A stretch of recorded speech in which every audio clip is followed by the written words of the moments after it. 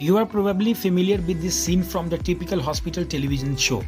Makes the sound peep, peep, peep, peep.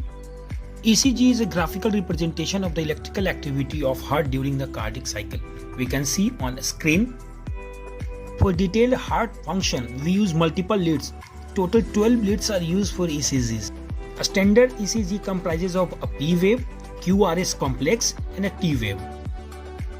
The P wave represents the electrical excitation or depolarization of the atria. The QRS complex represents the depolarization of the ventricles. The T wave represents the return of the ventricles from the excited to normal state, that is repolarization. Any deviation from these shapes indicate a possible abnormality or disease. Hence, it is of great clinical significance.